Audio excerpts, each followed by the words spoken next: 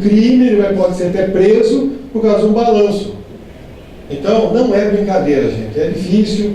Antigamente isso não dava nada, tudo dava para levar na barriga, hoje está complicado, não brinquem. A escrituração contábil deve obedecer às normas brasileiras de contabilidade, que por sua vez já estão atualizadas pelo IFRS. Não tem outra forma. Se você fizer um balanço para entregar um livro diário para alguém, para mandar para um banco, para qualquer fim que seja, ele só pode ser mediante os princípios, os pressupostos básicos, mediante cada resolução que tem para como que se trata cada detalhe. E isso está em lei. Se não se fizer daquela forma, não tem valor. Até no final eu vou citar isso. Contabilidade que não tem como ter valor é um faz de conta. Né? É casar literalmente com travesti. É mesmo o quê? Eu sei que não vai acontecer isso, né? Olha lá. Para as empresas que produzem as demonstrações contábeis para o público externo, o que é público externo? Banco, licitações, você vai lá no banco e pega dinheiro. Se dá uma zica de você não pagar, e eles olharem depois essas demonstrações e constatarem que ela não reflete a realidade, porque está fora do que deveria ser, vai responder, né, por dolo ou fraude, o contador vai junto. Licitações, quantas licitações, ou até quando tem que para ser fornecedor, né, essas licitações para ser fornecedor, pessoas, já viu uma empresa aí, veio o aluno, não veio a empresa, o aluno veio dizer para mim que a empresa dele perdeu um contrato que era uma fortuna para eles, pelo menos alguns milhões, em que ele era com a Petrobras, só que eles mandaram o balanço pelo fato de não estar no padrão, eles devolveram, deram preferência para outra empresa.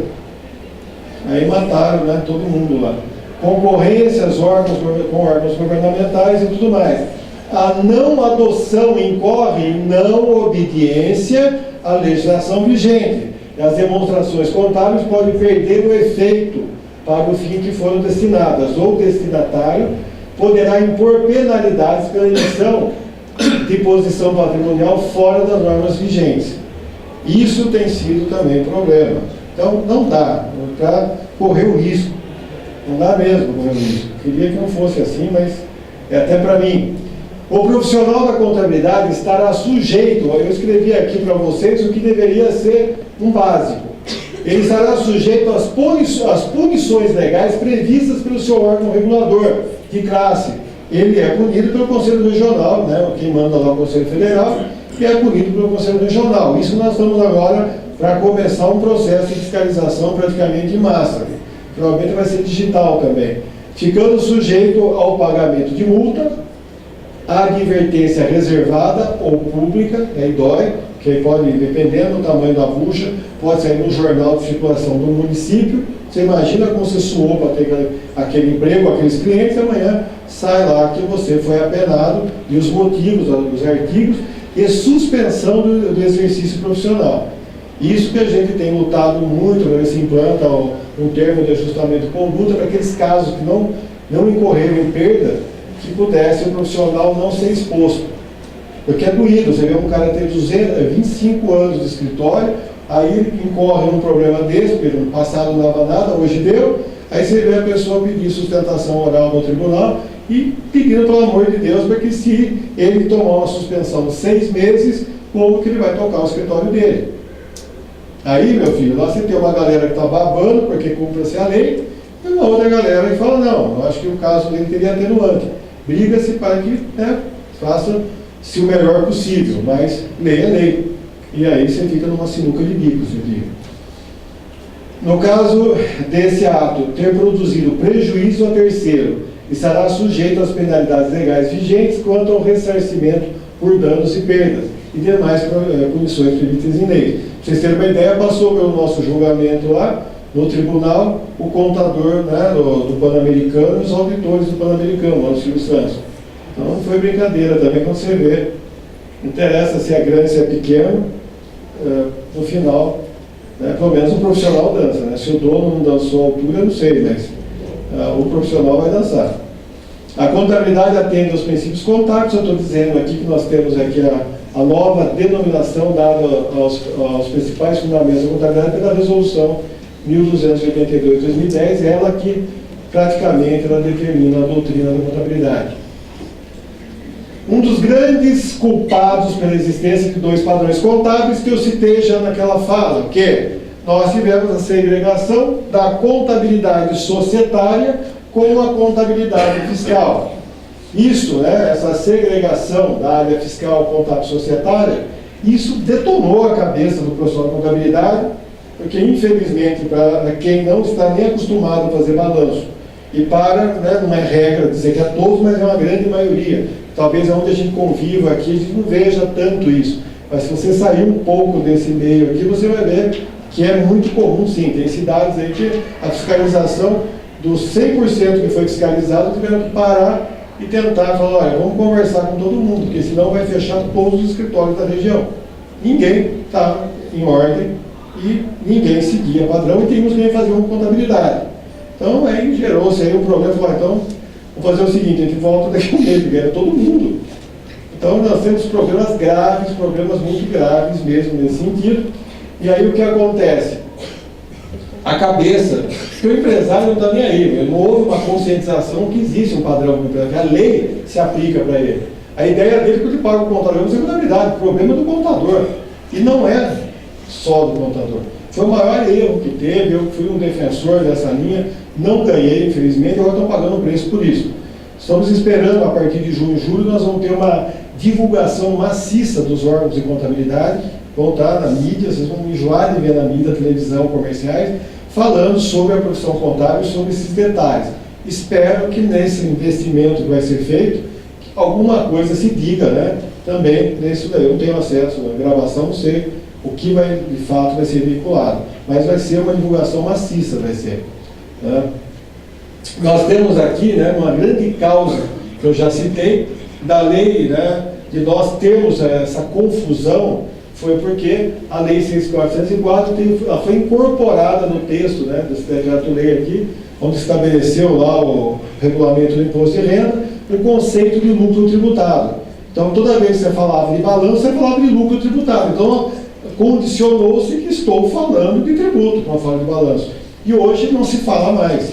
Então, é complicado. Vamos ter uma fase aí, por mais que doa, é uma fase de adequação, isso que eu já citei, né, que saiu a medida provisória em 2008, e somente, né, depois em 2010, que ela se transformou em lei, porque saiu em 2009 essa lei aqui, perdoe. Ela passou a vigorar a lei em 2010, mas ela se transformou a 11.941, foi em 2009. Se 1 de janeiro de 2008 já era um novo padrão no Brasil, a Receita Federal só se manifestou se olhar aqui, foi o quê? Em maio de 2009, um ano e praticamente meio depois. Todo mundo tinha que seguir, vamos dizer, quem estava mais bem orientado sabia como agir, quem não estava andando à deriva por aí. Isso, infelizmente, é um grande mal no Brasil. Eu citei para vocês, já que 2008 e 2009 foram 2 anos que ficaram com o direito de utilizar o padrão novo, porque a lei que a Receita Federal editou só valeria a partir de 2010. 2 anos, quem quisesse pagar o imposto pelo padrão novo poderia, mas a partir de 2010, obrigatoriamente, passamos a ter uma contabilidade do fisco e uma contabilidade que é a contabilidade brasileira. E aí nasceu uma coisa que é terrível, que é chamado F-Conte. É um aplicativo da Receita Federal, onde faz o seguinte: você baixa, né, o plano de contas no padrão novo internacional, e aí você transforma para o governo gratuitamente todos os ajustes, eu vou citar depois um balanço, vou mostrar alguma coisa para vocês, todos os ajustes das contas que tinham alteração de conceito, que você alterou, você tem que passar para o padrão antigo. Então você transforma seu balanço no padrão atual para o padrão antes da lei, para que o fisco possa ter o seu balanço no padrão anterior, gratuitamente cedido pelas empresas e contadores, né, brasileiros. E a gente, olha, eu tenho matéria escrita, eu falo na mídia, eu não me canso de falar sobre isso. Aqui, nós estamos perdendo horrores de dinheiro nesse país, não estamos crescendo graças a esse excesso de burocracia, né? Se nós tivéssemos uma contabilidade só, a nossa, que no caso não faz sentido ser diferente que a atual, que é a gerencial, que é a boa, e o fisco busca uma forma de tributar. Se ele quer escolar, né, vamos brigar com ele de outra forma. Só isso já incorreria num ganho absurdo de dinheiro. É só o fato de você não ter que ter o número de horas de profissionais, o risco e tudo mais que você tem que fazer. A média, né, tem um número publicado, a média de 2.600 horas por ano que nós temos dedicado a esse tipo de assunto em uma empresa. Assuntos da área fiscal, tributária, essa burocracia. Então é um absurdo, o custo monetário é muito grande. Isso daqui, ao invés de você estar fazendo gestão, ganhar dinheiro e estar aí batalhando, você está se matando para ficar acertando o padrão para o governo poder te cobrar, né? Então, o que é? Somente quando o fisco emitir uma lei que regulamente os efeitos, né, do padrão internacional, passaremos a ter um único modelo de contabilidade. Cuidado, um único modelo de contabilidade nós já temos. Eu digo no sentido de utilizar um modelo para o fisco e um para a empresa. Se os dois forem um só, aí todo mundo no Brasil vai entender que tem que fazer essa contabilidade, né? Mas não está fácil, porque como existe muito subjetivismo, a Receita não conseguiu chegar a um acordo. O grupo de trabalho da Receita esteve também lá em Gramado, aí uns 2 anos ou 3 atrás, prometeu que em um ano eles iam editar alguma coisa, mas não saiu do lugar. Por quê? Eles vão ter que mudar o conceito de tributação. Não adianta querer seguir a forma que vinha seguindo. Esse embaranhado aí do regulamento vai ter que ser mudado. E isso, nós não temos ainda cultura para isso, ou pelo menos não chegamos lá. O que já está muito atrasado. Nós temos, cada um que está aqui, que um dia puder fazer alguma coisa, como nós estamos fazendo aí, trabalhando com resoluções, mudando, melhorar alguma coisa, quem aí tiver a chance, porque vocês estão se formando, estão saindo das faculdades, ou estão trabalhando, vocês têm que fazer mudar, ajudar a mudar. Isso que eu falo, quem faz uma mudança somos nós. Não é questão de sair dando porrada, não. É questão de assumir os cargos certos e fazer as coisas acontecerem. Eu não acreditava nisso até quando eu consegui participar de algumas coisas que trouxeram melhorias. E algumas melhorias foram boas. Falei, puxa, se mais gente fizesse isso, a gente conseguiria mais melhoria. Mas só que precisa de ter ação, né? Balanço patrimonial, só para vocês terem aqui, para a gente poder já caminhar para poder falar sobre os principais erros, né? Aqui está o novo padrão, como é que ficou? Ativo e passivo. Hoje nós só temos ativo circulante e não circulante, enquanto antes nós tínhamos aqui um grupo, né? Aqui está até a padronização aqui, até algumas nomenclaturas aqui, hoje nós até evoluímos também, mas nós temos o que aqui, em tese, enquanto o padrão internacional ele é de ponta cabeça, ele começa do não circulante e vai para o circulante lá fora, aqui no Brasil ele começa do circulante e vai para o não circulante. Por quê? Porque já era assim. Se você além de mudar todos esses conceitos, não fizesse um balanço invertido, você matava de vez, né? Aqui, uma regra que eu vou depois citar, é que todos os valores que estão aqui, a essência do padrão internacional é que deve estar a valores gerenciais, a valores realizáveis. Aí quando você fala valores realizáveis, é maluquice. Você fala assim, olha, eu tenho valores a receber, ele tem que estar, a hora que você lê, aquilo é o que se pressupõe, mediante todos os elementos que você tem, e tem que ser uma certeza, que aquilo pode se transformar em dinheiro. Eu vou receber aquilo. Ah, mas tem títulos ali que não tem como receber, baixa.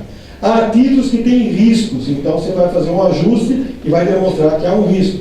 Mas o líquido vai ficar aquilo que é realizável. Não interessa que conceito, que regra que você vai ler lá tem que fazer. No final tem que dar isso. Estoque também. Ah, mas o meu estoque, tirando que são ativos biológicos, né, que são voltados à fazenda, animais, árvores, né? Eu ponho no estoque normal, também valor realizável. Se ele tem variação de mensuração, o estoque deveria refletir. Não adianta você superavaliar, subavaliar, porque você está demonstrando que se amanhã você tivesse que entregar o estoque, amanhã não, hoje, né, a data do balanço, é aquele valor que você entregaria. Então, a avaliação dele tem toda uma norma, vai lá no IFRS da pequena empresa, o NPCTGV, tem um capítulo que só fala sobre isso, uma seção, e ele deixa uma série de regras. Só que no final das contas, o fundamento é esse. O a longo prazo, eu vou até citar já um erro muito comum, eles acham que o longo prazo é um ano contado da data que aconteceu a ocorrência. Longo prazo é um ano depois do fechamento do ano social. Então, se fechar em dezembro, ano social, longo prazo é tudo que tem, no caso aí a receber, estou no ativo até o final do ano que vem. Se Então, se eu estou em 2013 até o final de 2014, é curto prazo. Passou de 2014, é longo prazo. Então, se eu estiver em janeiro de 2013, eu tenho 24 meses a curto prazo. Não interessa a data que você faça a venda para receber. A pergunta é, se o valor a receber, no caso do ativo, a pagar vai dar na mesma, for até o final do ano que vem, você chama, eu estou em 2013, qualquer valor a receber até o final do ano que vem é curto prazo. Passou no final do ano que vem, é longo prazo. Isso é uma questão de prazo de liquidez, o que é curto, o que é longo prazo. Mas, para fins de IFRS, é valor de liquidez presente. Então, não tem como. Se você escrever, olha, esse título vai ser recebido daqui 3 anos, tá? A longo prazo. Só que hoje ele vale isso. Se ele chegar aqui na minha porta e falar, olha, mudei de ideia, quero pagar hoje, é esse valor que ele vai pagar. Então eu tenho que tirar juros, tenho que tirar qualquer forma de variação. Acho que esse conceito deveria ter um anúncio, ser na televisão, porque é impossível, eu já briguei com tantas empresas. Seja bem-vindo ao clube, né? Eu falo, se não houver conscientização, parece que nós estamos dizendo a lei, a norma, a regra, você escreve, você entrega, o cara fala, olha, vou procurar um outro profissional que faz tudo errado, eu não quero. Só que não tem como, né? Se ele fizer errado e assinar, a gente vai pagar por isso. Mas é o que você falou, né? Dá de chorar, né? E tudo quando você está dos dois lados, né? Você está aqui sofrendo, do outro lado tentando fazer a coisa mudar. E vamos rezar que nessas divulgações comecem a enfatizar isso, senão estamos mortos mesmo, né? Aí vem o quê? Então, o longo prazo, ele tem que estar o valor presente, coisa que não existia antes. Estoque tem que estar o valor realizável, justo, presente, coisa que também não se discutia tanto antes. Você tinha tudo custo histórico, valores embutidos. Ativo imobilizado hoje, eles estão podres. Eu trabalho, né, eu tenho na minha empresa, nós fazemos laudo de ativo imobilizado. O laudo é assim, nós vamos lá e fazemos todo um trabalho na empresa, onde item a item é classificado, por gênero, ver se o custo de aquisição, daí aplica-se todos os CPCs dele, que é voltado a ele. Aí você tem o quê? Na regra anterior, você tinha o custo de aquisição do bem e ficava lá no ativo imobilizado. Empresas nem controlam o ativo imobilizado. Você pega grandes empresas e fala, olha, o meu patrimônio, se você vai lá, o ativo imobilizado dele está podre. Tanto que a procura que está tendo hoje nossa para fazer esses laudos, que não é aquele laudo de reavaliação, não é levantamento, é chamado revisão. Fala laudo que é um papel que você entrega no computador pronto. Ó. Eu achava que o laudo ia ser assim, chega no final do laudo, você fez todo aquele trabalho de revisão, final do laudo tem que ter o cotejamento. Lá na contabilidade, olha, esse bem está dessa forma, então vamos ver se ajusta. É um trabalhão. Mas não tive um caso até hoje. Todos é assim, joga fora o que está lá e coloca o novo, porque não tem como conciliar. Porque as aquisições novas podem ser, mas as históricas estão destruídas. E aí entra uma série de conceitos. O que está aqui tem que estar a valor realizável. Vamos pensar, olha, vida útil, enquanto tributariamente falando lucro real, você tem o anexo 2 lá do regulamento que diz assim, olha, tudo é uma tabelinha. Como é que eu deprecio? Regra fiscal. Qual? Bens móveis, 10 anos, 10% ao ano. Bens, veículos e computadores, você vai depreciar 20% ao ano, 5 anos. E aí vai. Agora não, você vai ter que fazer isso para fins tributários, tem que ter uma tabelinha do lado para fazer o cálculo, e você vai fazer pela regra nova. O quê? Qual é a vida útil? Vai ter que mensurar. Ali está dizendo que é 10, eu estou dizendo que é 6. Ela está dizendo que é 10, eu estou dizendo que é 15. 100 anos que você fez, acho que está o pão da barraca. Mas você vai colocar a vida útil, vai ter que ter alguém que entenda para dizer. Moral da história, mudou o percentual de depreciação. Outra coisa, no final da vida, o item vai ser vendido? Vai, então eu tenho que ter um valor residual de venda, não tem? Ou pela regra antiga, você deprecia, deve ficar zero. Um caminhão, 5 anos, 1 milhão, depreciou 1 milhão, não vale nada. Pô, isso é balanço. Você está dizendo que depois de 5 anos um caminhão de 1 milhão que ainda vale 200, 300 mil, ele não vale nada. Então ele tem que ter um valor residual. Então na avaliação, todo bem quando entra atualmente, você tem que determinar também o valor residual dele. Então dizer assim, olha, ele tem um valor residual, quer dizer que você só pode depreciar entre o custo de aquisição até o limite do valor residual. Ou seja, se você vai vender por 300, ele é 1 milhão, você só pode depreciar 700, 300 mil tem que ficar. Moral da história, isso tem que ser feito todo ano, essa revisão. É óbvio que você faz ela bem feita uma vez, depois a própria empresa tem que ter um departamento e para poder fazer isso. E aí entra também o que é chamado impairment, que é feito lá ajuste por perda e recuperabilidade. Você vai dizer o quê? Olha, o bem não pode nunca estar acima do seu valor realizado. Ponto. É como que eu faço isso? Tem que fazer um teste. O bem tem valor significativo? Tem, veículo. Eu vou lá e faço uma cotação na data do balanço. Eu vejo quanto que ele vale. Aqui na data do balanço vale 50 mil. Quanto está na contabilidade? Ele foi comprado por 80, tem depreciação, ele está dando um total de 60. Se o preço dele recuperável no mercado é 50, vai ter que fazer um ajuste de perda por irrecuperabilidade e 10 mil, que é o impairment, né? E aí você tem que fazer, além da valor 60, depreciação, você vai ter lá o total, ajuste de perda por irrecuperabilidade. X vai sobrar o valor que é o valor recuperável dele. Isso é pauleira, né? Mas só que pelo menos, tendo um balanço, não vai estar dando garantia aquilo que não pode, que não vale. Então, o ativo imobilizado é um karma hoje, porque as empresas ainda não querem pôr a mão no bolso para arrumar. Deveria estar certo desde o começo, né? Deveria ter uma forma só ir lá e ajustar um sistema, mas ninguém leva a sério. E existe, no final, vou falar, um princípio de relevância, né? Se não tiver relevância, não é obrigado a fazer, mas a norma tem que ser cumprida de alguma forma. No passivo, a mesma coisa, tem que estar tudo no valor exigível, né? O valor que você vai pagar tem que também estar o valor presente. E eu vou seguir aqui para a gente falar algumas coisas aqui mais interessantes. Vamos ver. Na DRE, pouca coisa mudou. Aqui no PL, o patrimônio líquido, a reserva de reavaliação que tinha antigamente foi extinta.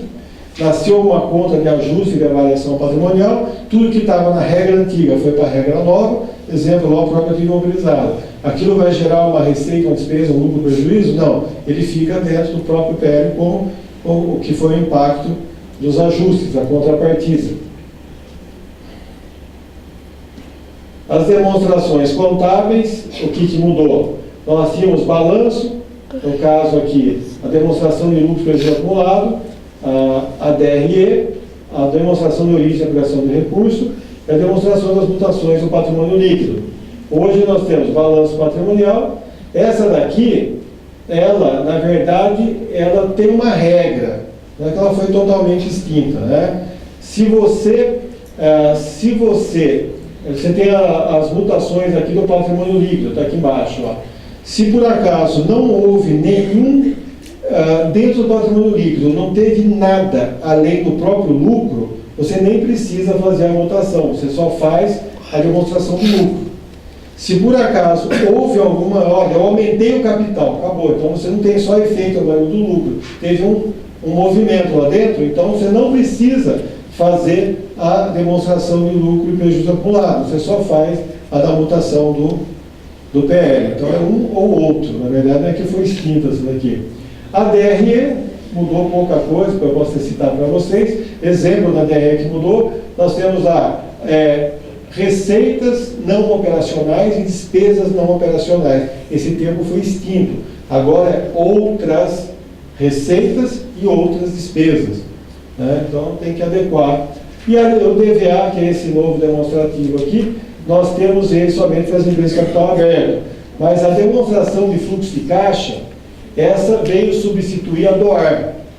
Essa demonstração de fluxo de caixa, ela só está isenta quem é aquelas pequenas empresas com faturamento até 3.600, não precisa fazer. As demais têm que fazer, né? Então, porque tem uma norma que diz assim na lei: companhia fechada com patrimônio na data do balanço inferior a 2 milhões está desobrigada da apresentação daquela demonstração do fluxo de caixa. Só que a NBC-TG 1000 obrigou. Falou, então você adotou, se você não você não adotou o IFRS, se você for adotar o IFRS completo, isso aqui vale para você. Se você for adotar esse, que são as 35 seções, 30 páginas, você vai ter que fazer a demonstração de fluxo de caixa. Se dentro dela seu faturamento é até 3 milhões e 600, você está desobrigado. Então mudou mais ou menos a regra. Erros mais comuns detectados. Então vamos falar um pouco aí, porque vocês já devem também já estar pedindo água, né? Eu estou falando, vocês não. Delícia, gente, tá boazinha, viu? Tem gente jogando praga ali, o carro vai explodir, quer dizer. Ó, erros mais comuns detectados no balanço. Se eu falar de erros, gente, a gente passa aqui um ano aqui. Mas vamos citar alguns casos mais comuns, né? Eu diria que o maior erro que nós temos é a própria adoção, né? O fato de não fazer adoção é o que está sendo o maior erro hoje. Por quê? Porque no momento que se faz a adoção da forma errada, a pessoa traz lá, tudo que é receber ele traz a curto prazo, ele traz tudo que é receber ele traz a valor presente, realizável e exigível. Só que aqui no imobilizado dele está detonado porque ele não fez uma revisão conceitual. Não adiantou nada. Então, hoje eu falo, em termos de erro, eu entendo que erro é aquele que adotou tudo e está fazendo tudo direito e comete erros, né? Eu coloco aqui também no caso aqui, uma colocação que eu achei importante para vocês. A elaboração das demonstrações contábeis deverá exprimir com fidelidade e clareza a situação real da empresa e atender à peculiaridade de cada uma delas, bem como as disposições das leis especiais, ou seja, é ou não é. Não adianta, antes dava para fazer de conta, né? Porque ninguém via bater na sua porta. Hoje, esse alguém bate na sua porta é um aplicativo da internet.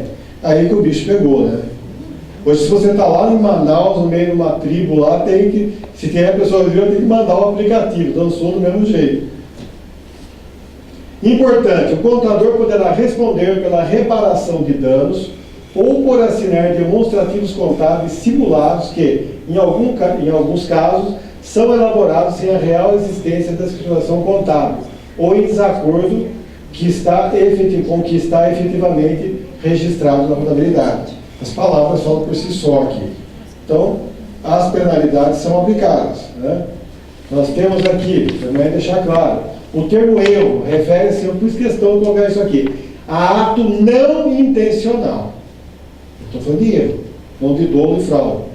Na elaboração de registros de demonstrações contábeis que resultem em correção. Errou. Pode ser por questão que erro aritmético, né, na escrituração contábil ou nas demonstrações contábeis. A aplicação incorreta das normas, esse tipo de erro, você dança. Porque a aplicação incorreta é falha técnica, incapacidade técnica, e isso é apenado.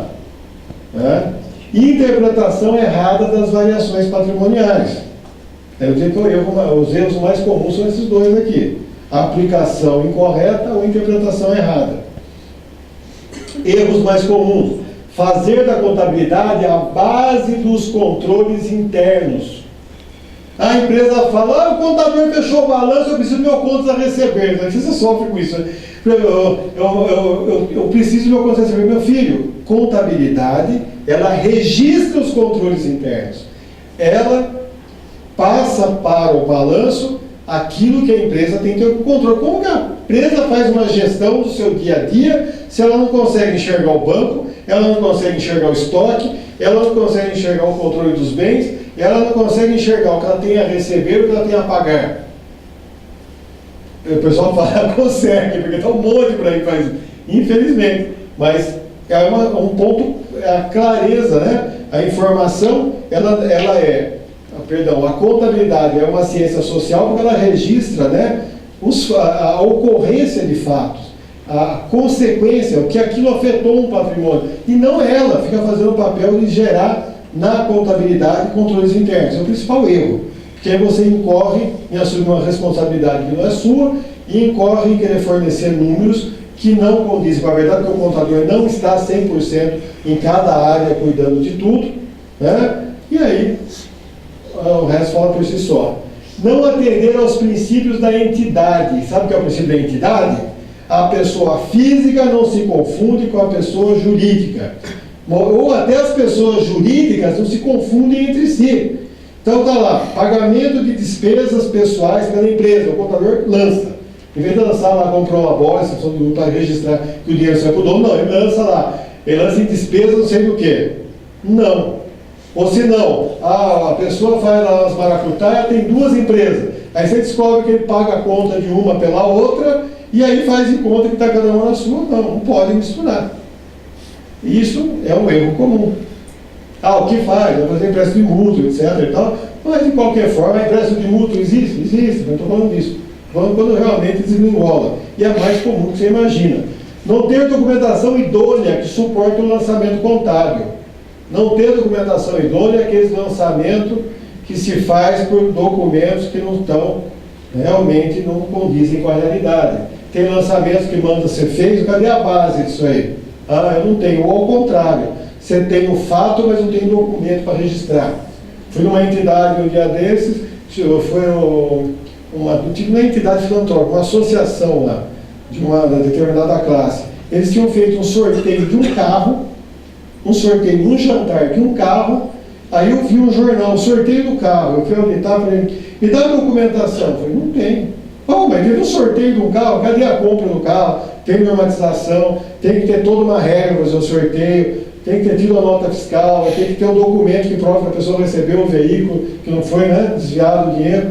Não tem. Nós compramos o nome de um dos diretores, fizemos o sorteio e já passamos direto para, no caso lá, quem é o ganhador. Moral da história, para a hora que isso daí, falou, meu filho, você dançou. O contador vai dançar, você vai dançar, porque isso vai entrar como uma ressalva no relatório e isso vai chamar a atenção de meio mundo. Isso envolve até um procedimento tributário também, perante a Receita Federal tem uma norma. Aí, moral da história, tiveram que retroagir tudo, mas custou mais caro a encomenda do que o milagre, porque foi pego. Então, moral da história, a documentação é aquelas coisas que se dão um jeitinho, Eu trabalho no terceiro setor, muitas vezes faz evento e o evento não é registrado. Então, o que garante que o dinheiro entrou e alguém não levou metade para ele e colocou no caixa outra metade? Porque não tem. Então, essa é a função da contabilidade, é registrar aquilo que é fato. Não atender ao princípio da competência. Esse daqui daria para me falar 2 horas, não tem como, é impossível, mas é o maior problema que nós estamos tendo hoje. Pode parecer uma palavra besta, princípio da competência, a contabilidade só é registrada pelo princípio da competência. Competência só lança, isso vale para receita e despesa só. Você só lança a receita depois que você entregou o bem ou serviço. Você só lança a despesa depois que você recebeu o bem ou serviço. Independente de ter recebido o documento, independente de ter recebido o dinheiro, independente de ter entregue o documento, independente de ter pago o dinheiro. Parece simples, mas não é. Por quê? Chega a nota fiscal e lança uma despesa absurda, só que o serviço foi prestado no mês anterior. Mês anterior fechou o balanço. Bom, não interessa, é balanço, mas teria que ser. Eu vou pegar um efeito significativo. Ele fechou o balanço no mês anterior e a nota fiscal veio no mês seguinte. Mas eu não posso lançar sem a nota. Eu falei, meu filho, essência sobre a forma. O serviço foi entregue lá, você só pode lançar lá. Mas o problema é o outro que não entregou a nota. Você lança sem e deixa registrado para chegar a nota depois. A legalidade foi ferida, mas a contabilidade está correta. Isso são pontos. Outro caso, a pessoa fala assim, olha, emitir nota eu lanço a receita. Eu falei, peraí, a empresa trabalhava com RH. Moral da história, ela tinha recebimentos quando ela recebia um valor fechado e prestava o serviço em 1 ano. Ela entregou o serviço? Não, então o valor não é receita, é um adiantamento. Ele tinha que amortizar à medida que entregava. Mas eu emiti a nota, foi azar seu. A nota é uma coisa, pagou para o fisco. Mas perante o fisco eu sou regime de caixa. Somente o fisco permite o regime de caixa se você quiser e quando pode. Para fins contábeis, nunca. Então, moral da história, você tinha situações aonde você tinha feito a venda,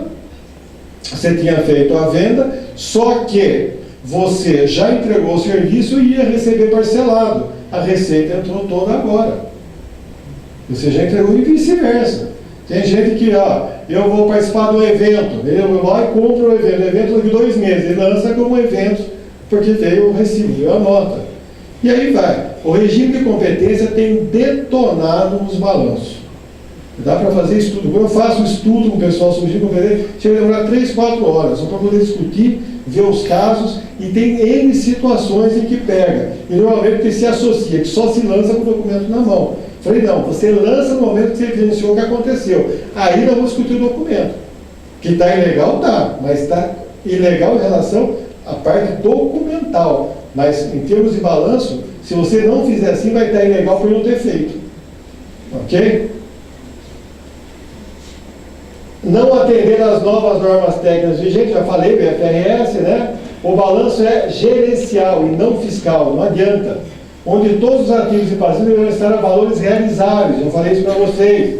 Valores a receber, históricos, ativos mobilizados. Os ativos não poderão estar acima dos seus valores recuperáveis, eu citei também. Tá lá, se você tem um veículo, alguma coisa, em que o valor que está lá está acima do valor recuperável, tem que fazer um ajuste. Mas como que você sabe isso? Vai ter que testar tudo. Não constituir provisões, reservas obrigatórias, perdas, vendedores individuais, etc. tal, que no caso nós tivemos uma mudança, que é o erro mais comum que tem. Você vai fazer devedores duvidosos, provisão para devedores duvidosos. Você vai fazer provisão de férias, provisão para tudo. A palavra provisão só existe para aquela dívida que ela tem origem no passivo, então só pode ser dívida, e que ela tenha, você não tenha ciência da data ou se ela irá acontecer. Então vamos dar uma ideia? Você vai falar provisão de férias. Não é provisão, não pode usar o termo. Você está usando uma apropriação para o regime de competência, ou seja, eu tenho o funcionário que já me prestou o serviço, ele tem direito a receber, meu salário eu pago todo mês. Tem férias que estão se acumulando, eu tenho que registrar que eu devo. Então já é certo, eu sei que eu vou pagar aquilo. Então não é provisão. 13º, em dezembro, também não é provisão. O PDD, provisão dos idosos lá, duplicata, eu tenho títulos vencidos, eu sei que aquele valor eu posso não receber. Eu tenho que fazer uma provisão, agora não é mais provisão, é um ajuste por perda. Por quê? Porque ele também, embora seja incerto, ele não tem origem no passivo. E aí, o que é uma provisão? Uma contingência. A contingência eu tenho uma ação contra a empresa, essa ação trabalhista, se o valor está sendo discutida, e aí eu tenho a contingência que eu tenho que reconhecer que existe uma probabilidade de perda que é incerta. Tanto que hoje a própria norma tem lá, se ela for, vamos dizer assim, olha, o valor da causa, 1 milhão, mas peraí, estão viajando na maionese. No máximo a empresa paga 100 mil. Então ele só pode fazer a provisão de 100 mil, né? Porque o valor está na causa. Mas aí é uma provisão, porque aí é incerto. E você pega os balanços hoje, tudo é provisão. Isso porque, né, a parte tributária trata isso. Aqui eu já falei também, deixa eu ver. Até a provisão de férias e salários, que é regime de competência, chamado de provisão. Entender-se por provisão os eventos que traduzem o valor devido só no passivo e que não se tenha ciência da data exata da sua ocorrência. Eu falei, só é provisão se não tem ciência da data exata da sua ocorrência. Não confundir com apropriação por regime de competência. Eu vou fazer provisão para pagar imposto. Não é provisão, filho de Deus. É apropriação por regime de competência. Provisão, a palavra vem carregada num sentido. Você está dizendo que você tem algo incerto que você não sabe, como está escrito aqui. Aqui, como está aqui? Que você não tem ciência da data exata de quando vai ocorrer. Então você toma cuidado com as palavras. Conta de lucros acumulados. Não temos mais a conta de lucros acumulados no balanço. É o comum que você tenha achado. O lucro ele é obrigado a ser destinado. Então, apurou o lucro, resultado do exercício, deu lucro. Você tem que destinar. Ou vai mandar para reserva de lucro, ou vai mandar para dividendos no passivo para pagar para os sócios, ou aumenta o capital. Mas a conta de lucros acumulados não existe mais. Responsabilidade primeira na prevenção e identificação de fraudes ou erros é da administração da entidade. É ela que vai responder primeiramente, mediante a manutenção adequada do sistema de controle interno. Como se não tiver como ele mensurar, como ele acompanhar, como ele controlar, ele não tem desculpa. Que, entretanto, não elimina o risco de sua ocorrência, né? Isso não tem como garantir que não vai ter problema. No caso de erro involuntário no balanço, seja por imperícia ou desconhecimento, o contador terá que responder apenas ao dano da empresa, para a qual prestou o serviço. Isso, com certeza, vai ser lá apenado no órgão lá do conselho da região dele, né? Porém, se o contador divulgar com conhecimento prévio dados errados no relatório que é o caso lá do Pan-Americano, que estava se discutindo isso. Dados errados no relatório. Nesse caso, ele será tão responsável quanto os donos da empresa, em caso de processo judicial. Ele será solidário ao empregador, né, ou contratante, e terá seu patrimônio disponível para quitar as dívidas, caso seja necessário. Conheço pessoas que perderam imóveis porque assinaram aqueles balanços que foram utilizados para financiamento, foram